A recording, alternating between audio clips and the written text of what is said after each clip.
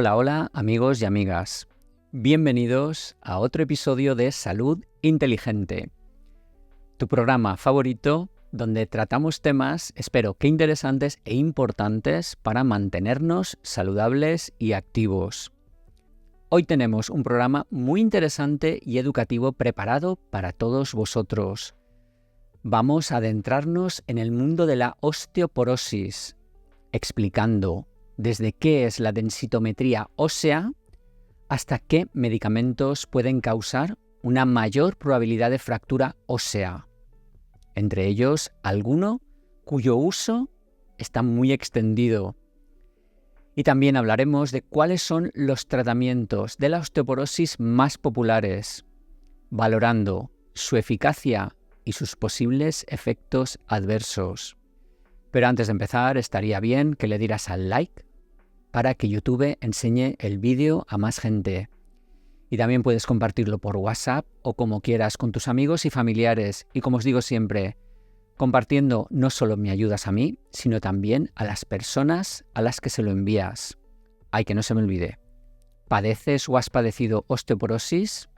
Me encantaría conocer tu opinión. ¿De qué parte del mundo eres? Quiero saber de ti. Déjalo en los comentarios. Comenzamos. ¿Sabías que falta muy poquito para que 1 de cada 5 personas adultas tengan osteoporosis? Esto, si haces una sencilla multiplicación, equivale a cientos de millones de personas en todo el mundo.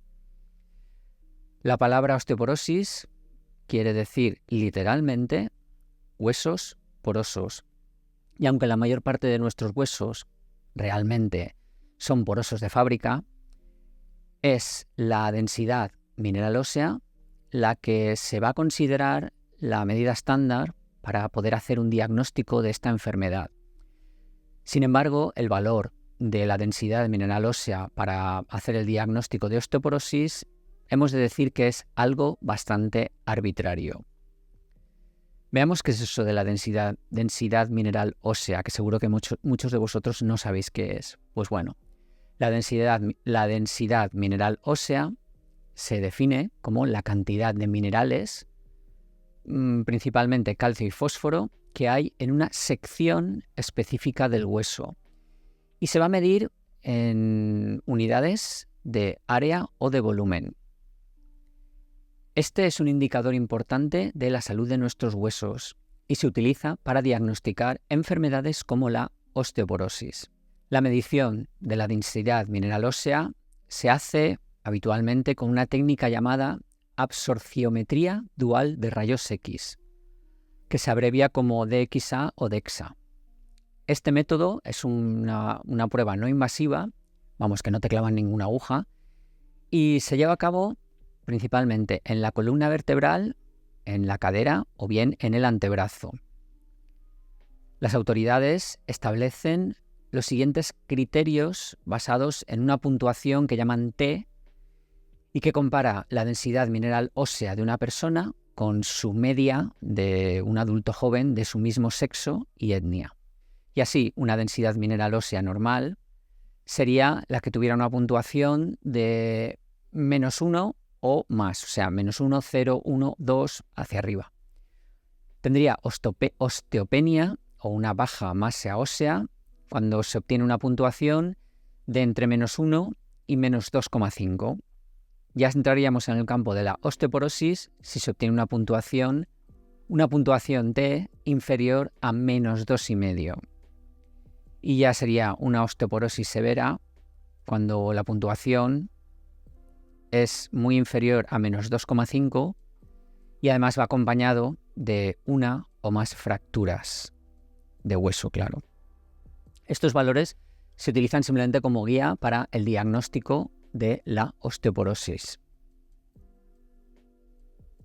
Según esta definición que hemos hecho de osteoporosis, esta puede afectar a 1 de cada 10 mujeres a los 60 años, a 2 de cada 10 a los 74 años y a 6 o 7 de cada 10 a los 90.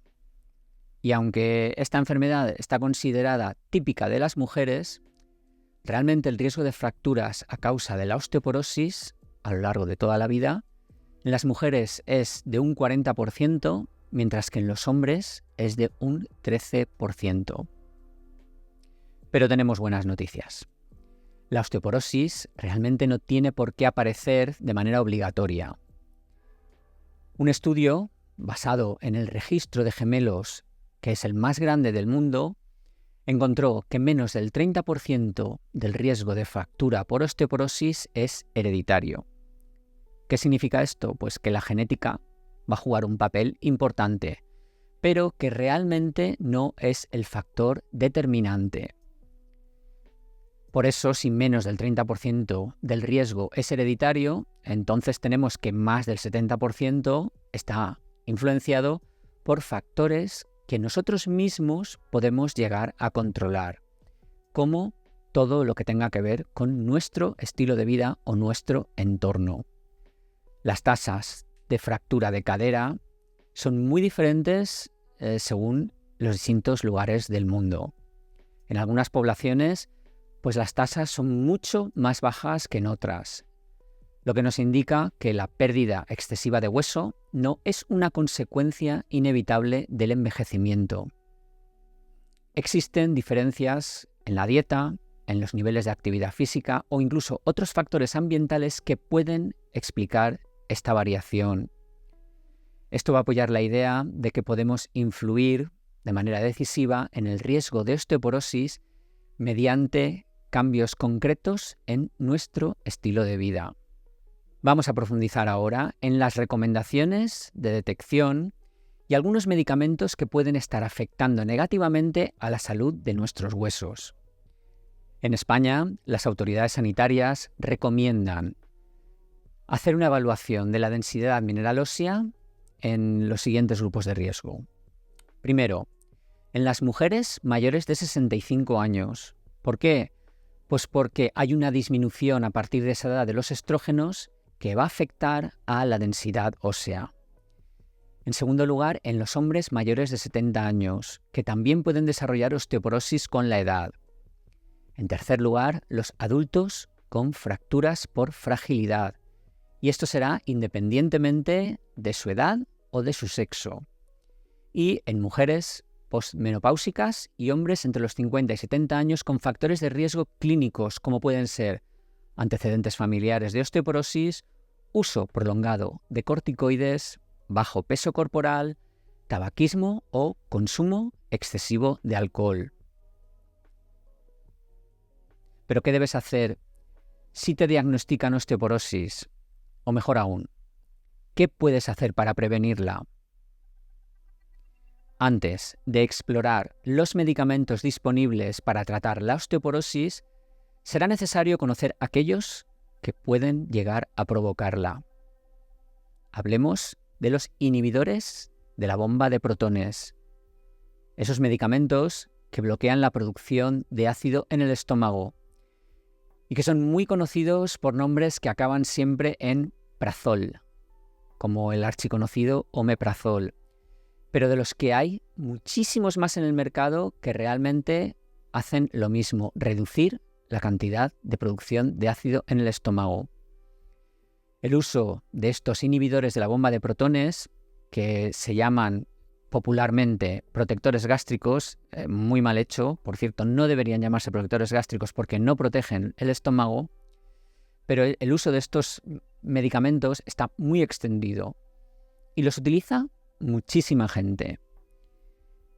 Y esto produce un gran impacto económico en la industria farmacéutica. Sin embargo, en 2006, algunos estudios observacionales en Europa ya sugirieron que existía una asociación entre el uso de estos medicamentos y un incremento en el riesgo de que se produjera una fractura de cadera. En el año 2010, la evidencia cada vez más fuerte obligó a la Administración de Alimentos y Medicamentos de los Estados Unidos, la famosa FDA, a emitir una alerta de seguridad en la que asociaba el uso de estos inhibidores de la bomba de protones con una mayor frecuencia de fracturas de cadera, de fracturas de muñeca o incluso de fracturas de la columna vertebral.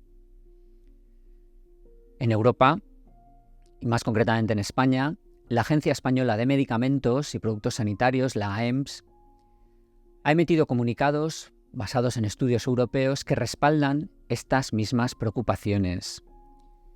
Se recomienda precaución en el uso a largo plazo de los inhibidores de la bomba de protones, especialmente a dosis altas, debido al aumento del riesgo de fracturas similar a lo que ya observó la agencia americana, la FDA. En resumen, tanto en Europa como en España, las autoridades sanitarias reconocen el riesgo de este tipo de medicamentos y promueven un uso prudente de los mismos.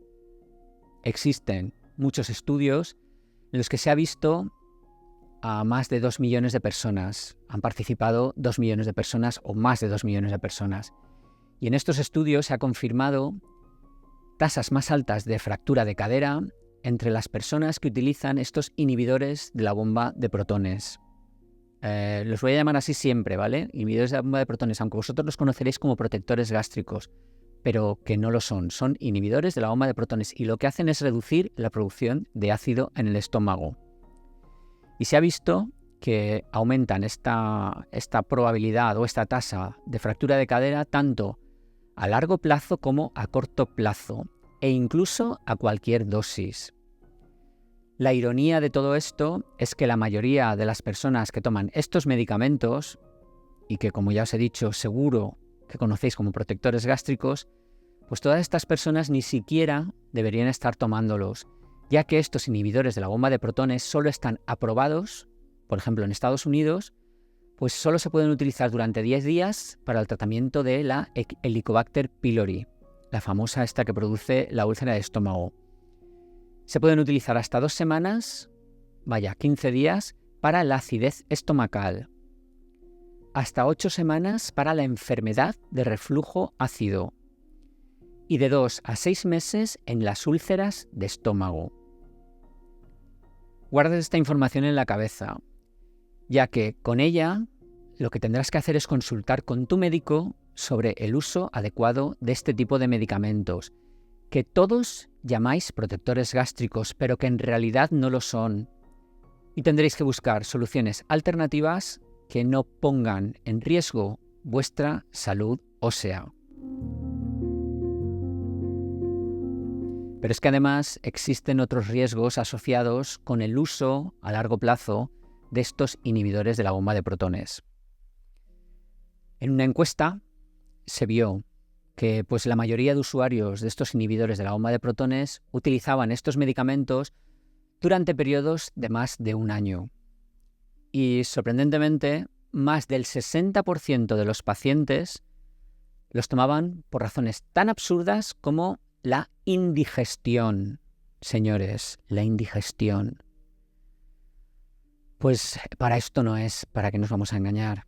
Y a pesar de todos los intentos que han tenido las autoridades sanitarias para detener el uso excesivo, muchos médicos continúan recetándolos de manera errónea. Y es que además ahora es posible en España comprar estos inhibidores de la bomba de protones, concretamente el omeprazol, sin receta. Y el problema de su uso excesivo pues puede llegar a empeorar mucho más. Por otra parte, dejar de tomar estos, entre comillas, protectores gástricos puede ser bastante difícil para muchas personas, ya que algunos pacientes sufren síntomas de abstinencia que pueden durar semanas. De hecho, hay estudios que demuestran que incluso voluntarios sanos que no tenían síntomas iniciales podrían desarrollar acidez o regurgitación ácida después de tomar estos inhibidores de la bomba de protones durante un periodo largo de tiempo. ¿Y cuándo pasaba esto? Pues pasaba cuando dejaban de utilizar estos inhibidores de la bomba de protones. lo que puede dejar a los pacientes en una situación peor que antes de comenzar a tomar estos medicamentos. Voy a explicaros de forma sencilla por qué pasa esto. Esto de tomar un medicamento incluso estando sano y que cuando lo dejas se te empeoren los síntomas se conoce como efecto rebote. Y aparece cuando dejas de tomar un medicamento, por ejemplo, como el omeprazol, que es un inhibidor de la bomba de protones. Ya que cuando lo dejas, lo que pasa es que el estómago comienza a producir más ácido de lo normal. ¿Por qué hace esto? Pues porque el cuerpo va a intentar compensar esa inhibición que ha sufrido de manera prolongada en la producción de ácido. Y como resultado, puede pasar que aparezcan síntomas como acidez de estómago intenso, reflujo ácido o molestias digestivas. ¿Qué hay que hacer para evitar este efecto? Pues lo recomendable será reducir de forma gradual la dosis de omeprazol bajo la supervisión de un médico y nunca dejar de golpe este medicamento.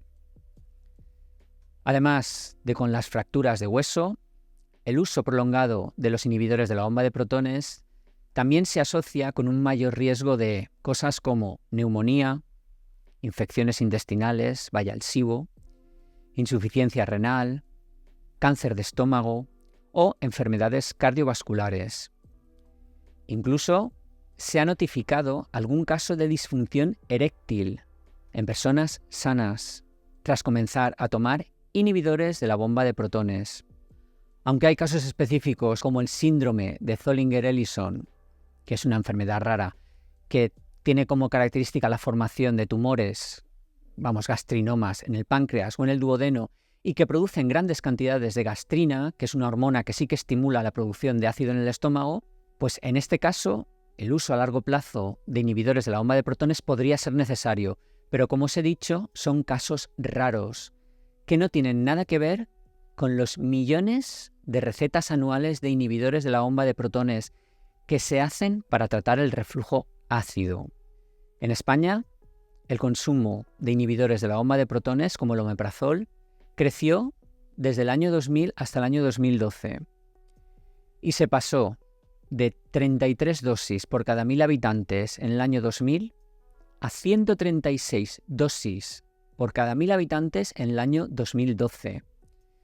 Esto representa un aumento del 310%. Y alguno ahora os estaréis preguntando, ¿y qué opciones tenemos sin recurrir a medicamentos? Pues las recomendaciones serían perder peso, dejar de fumar, evitar comidas copiosas, especialmente antes de acostarse, aumentar el consumo de fibra y aumentar el consumo de verduras. Adoptar una vida o un estilo de vida saludable no solo te ayudará a prevenir problemas de reflujo ácido, sino también a mantener tus huesos fuertes y saludables. Vamos a hablar ahora de otros tipos de medicamentos que también pueden aumentar el riesgo de fractura de cadera y también vamos a hablar de los tratamientos farmacológicos que son los más utilizados para la osteoporosis. Además de los inhibidores de la bomba de protones que hemos visto ahora, pues otros medicamentos asociados con el riesgo de fractura de cadera pues serían los antidepresivos, algunos medicamentos para el Parkinson, ansiolíticos, corticoides orales y los bloqueadores H2. Estos bloqueadores H2 se utilizan también para el estómago y son medicamentos como la cimetidina, la famotidina y la nisatidina. Algunos estudios observacionales han encontrado que hay una asociación entre el uso de estos bloqueadores H2 con un riesgo mayor de fracturas. Sin embargo, estos estudios no pueden demostrar causa-efecto porque son observacionales. Sin embargo, la Agencia Europea de Medicamentos, la EMA, ha declarado que existe una posible asociación entre el uso a largo plazo de estos bloqueadores H2 y un mayor riesgo de fracturas de cadera, fracturas de muñeca o incluso de fracturas en la columna vertebral. Veamos ahora cuáles son los medicamentos específicos que se utilizan para tratar la osteoporosis. Primero, hablaremos de su eficacia, ya que la terapia farmacológica para la osteoporosis se recomienda en personas de más de 50 años con antecedentes de fracturas de cadera o fracturas de columna y aquellos con una puntuación, esta que hablábamos de densidad ósea, de menos 2,5 o menor. ¿Os acordáis? Lo he explicado al principio. Vaya, lo que os he dicho de la densitometría ósea. Y esto en mujeres posmenopáusicas u hombres de 50 años o más, que aunque no cumplan con ese umbral de menos 2,5, tengan un riesgo estimado del 20% o más de fractura. Lo cierto es que tendemos a perder masa ósea a medida que nos hacemos mayores, evidentemente, por lo que podrás ser diagnosticado con osteoporosis, incluso aunque tengas una densidad ósea completamente normal para tu edad. Por supuesto, que tu densidad ósea sea normal no quiere decir necesariamente que sea la óptima. Y por eso la Fundación Nacional de Osteoporosis estableció unas pautas para el tratamiento médico. ¿Y qué dicen los estudios científicos sobre los medicamentos para la osteoporosis? Pues los principales medicamentos utilizados para la osteoporosis son los bifosfonatos. Si quieres saber los nombres comerciales, yo aquí no los voy a dar. Te vas y los buscas en Google. Recuerda, voy a hablar de los bifosfonatos. Ya te digo, pones la palabra esta en Google y te van a salir los nombres comerciales de los medicamentos, que puede que los estés tomando y no lo sepas porque no sepas que son de este grupo. Los bifosfonatos son un poco más efectivos en la reducción de las fracturas vertebrales, reduciendo el riesgo en mujeres posmenopáusicas desde el 2,8% al 1,44%.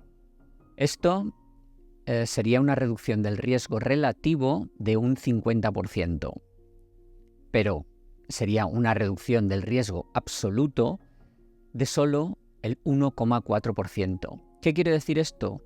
Pues que habrá que tratar a 71 mujeres para prevenir que una sola de ellas sufra una fractura vertebral. Por desgracia, el diagnóstico de fractura vertebral puede ser ambiguo y dependiendo de cómo se definan los cambios en una radiografía, la incidencia de fracturas vertebrales puede variar mogollón, desde casi ningún caso hasta casi todos en la misma población de personas de la misma edad. Esto nos subraya la importancia de una evaluación cuidadosa y personalizada del riesgo de cada paciente antes de iniciar cualquier tratamiento. Aunque las fracturas vertebrales realmente pueden provocar dolor de espalda y disminuir nuestras capacidades físicas, solo alrededor de 1/3 de las mismas provocan síntomas. Las fracturas de cadera, por el contrario, son más fastidiadas. Es importante destacar que la mayoría de los ensayos clínicos para el tratamiento de la osteoporosis, financiados por las compañías farmacéuticas, no han demostrado un beneficio convincente en la prevención de las fracturas de caderas con bifosfonatos. En otras palabras, tomar estos medicamentos no ha demostrado de manera efectiva prevenir una fractura de cadera. Sin embargo, si ya has tenido una fractura, tu riesgo de romperte otro hueso pues se duplica. Y para aquellas personas con un alto riesgo, los bifosfonatos pueden reducir las probabilidades de una fractura de cadera en hasta un 25%. Pero en realidad, esto lo que nos indica es una reducción del riesgo absoluto de alrededor de un 1%. Por eso puede ser necesario tratar a 91 personas durante 3 años para prevenir una sola fractura de cadera. Esta información nos indica la importancia de no depender exclusivamente de los medicamentos y plantearse seriamente cambiar la dieta y mejorar el estilo de vida. Es muy importante que nos enfrentemos a la osteoporosis con una combinación de tratamientos médicos cuando sea necesario y enfoques preventivos basados en la dieta y el estilo de vida para mantener nuestros huesos fuertes y saludables. Las fracturas de cadera pueden ser graves y están fuertemente asociadas con un riesgo importante de muerte al poco tiempo de producirse. Aproximadamente tan solo una cuarta parte de las muertes después de una fractura de cadera pueden atribuirse directamente a la fractura en sí misma. La mayor parte del riesgo de mortalidad será consecuencia de otras enfermedades y el mal estado de salud de las personas que normalmente tienden a fracturarse la cadera. Esto puede explicar por qué los tratamientos para la osteoporosis y en particular los bifosfonatos no van a conseguir reducir de manera significativa la mortalidad general. La eficacia de los bisfosfonatos a nivel individual es tan leve que la mayoría de los pacientes, si estuvieran bien informados, probablemente no los tomarían. Y eso sin mencionar los efectos secundarios. La posible falta de eficacia no es la única razón por la que muchos pacientes dejan de tomar bisfosfonatos en el primer año de tratamiento. Efectos secundarios importantes, aunque raros, como la osteonecrosis de mandíbula y las fracturas atípicas de fémur, han contribuido a una disminución del 50% en el uso de este tipo de medicamentos. Un artículo publicado en el New York Times explicaba que los informes de que los medicamentos causaban que las mandíbulas se pudrieran y los huesos del muslo se partieran han sacudido a muchos pacientes con osteoporosis, tanto que prefieren correr el riesgo con la enfermedad. La osteonecrosis mandibular, que puede afectar gravemente la calidad de vida, es extremadamente rara, afectando como máximo a 1 de cada 1000 pacientes tratados por osteoporosis. Sin embargo, las fracturas atípicas del fémur pueden aparecer con más frecuencia, hasta en 1 de cada 300 usuarios tratados durante 3 años. Estas fracturas son raras porque ocurren sin un trauma significativo, simplemente durante actividades rutinarias como caminar, girar la cintura o incluso estando simplemente de pie. Es irónico que un medicamento destinado a proteger los huesos pueda causar una fractura tan severa.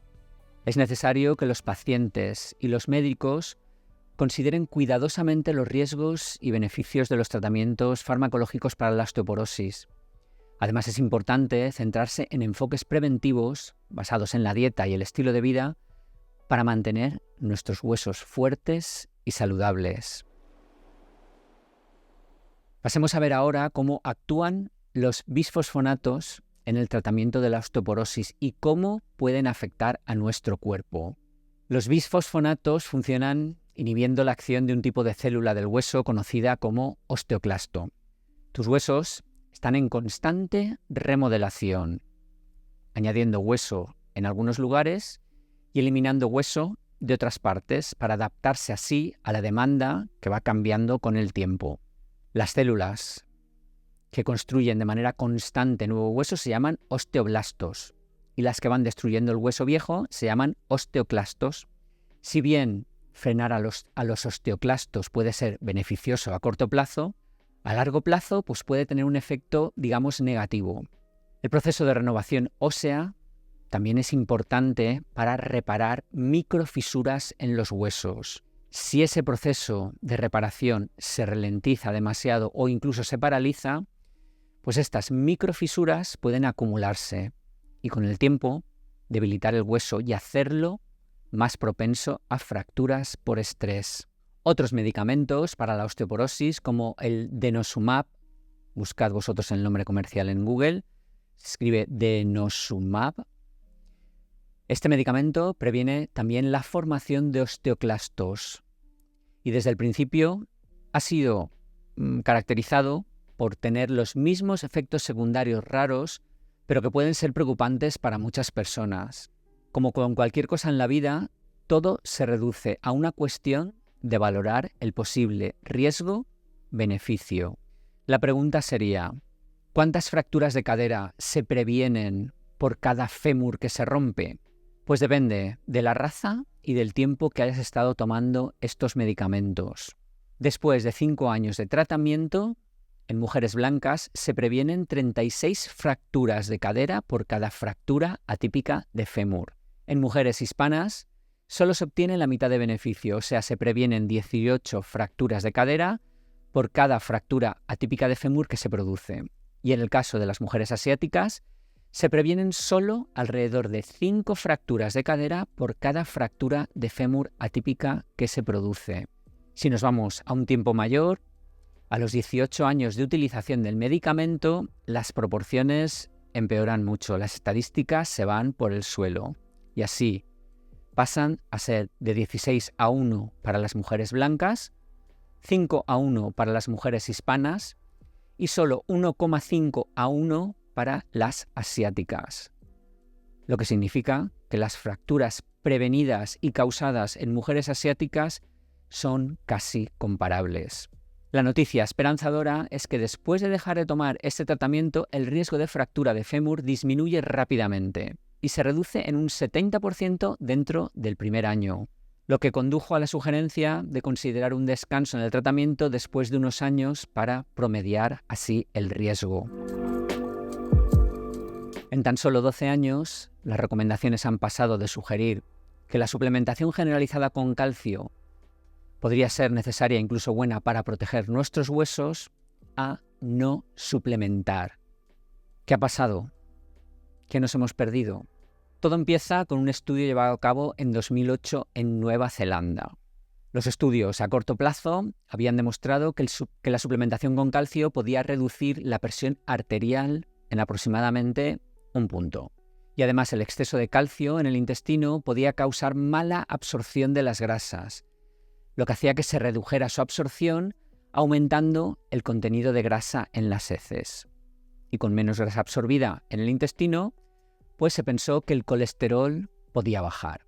Entonces, los investigadores de Nueva Zelanda esperaban así reducir las tasas de ataques cardíacos al dar suplementos de calcio a las mujeres. Lo que sucedió sorprendentemente, pues es que parecía haber más ataques cardíacos en el grupo de mujeres que se suplementaban con calcio. Por suerte, existía un ensayo conocido como Iniciativa de Salud de la Mujer, que es un ensayo controlado y aleatorizado y que es muy grande y muy prolongado en el tiempo sobre la suplementación con calcio. ¿Pero qué pasa con los suplementos de calcio? Pues aquellas mujeres que comenzaron a tomar suplementos de calcio sufrieron más ataques cardíacos o derrames cerebrales. Por lo tanto, cualquier suplementación con calcio parecía aumentar el riesgo de enfermedades cardiovasculares. Los investigadores revisaron otros datos de ensayos clínicos sobre las tasas de ataques cardíacos y derrames cerebrales en mujeres asignadas al azar a suplementación con calcio con o sin vitamina D y confirmaron el peligro.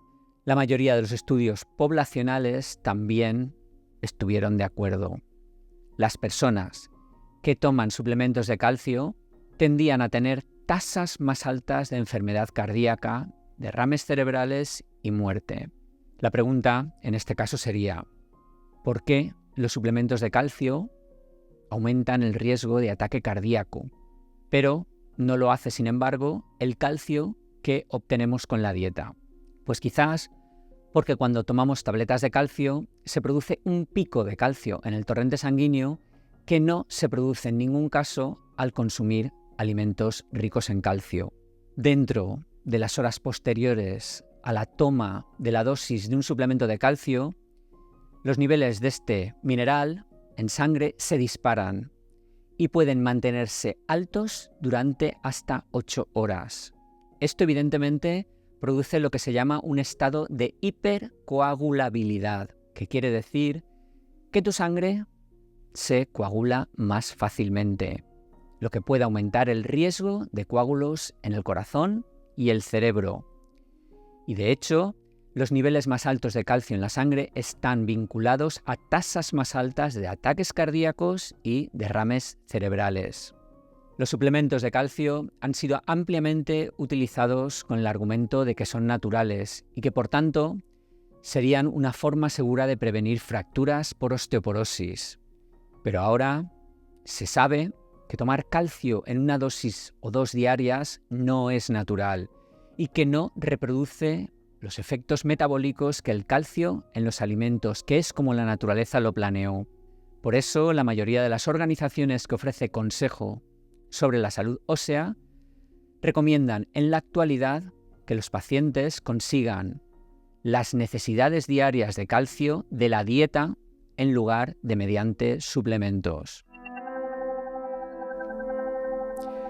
Y así llegamos al final de nuestro episodio de hoy, donde hemos tenido el privilegio de explorar el fascinante mundo de la osteoporosis, su diagnóstico y sus posibles tratamientos, valorando su eficacia y sus riesgos.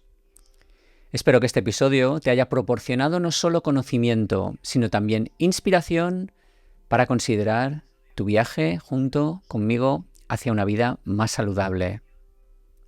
Recuerda, el camino hacia una mejor salud es personal y único para cada persona. La información que he compartido hoy es un punto de partida que debería invitarte a investigar, preguntar y, sobre todo, escuchar a tu cuerpo. No te olvides darle al like. Si este episodio te ha gustado, compártelo con amigos y familiares que podrían beneficiarse de esta información. Y como siempre, suscríbete si aún no lo has hecho para no perderte futuros episodios. Desde aquí, te envío mi más sincero agradecimiento por acompañarme hoy. Hasta la próxima semana.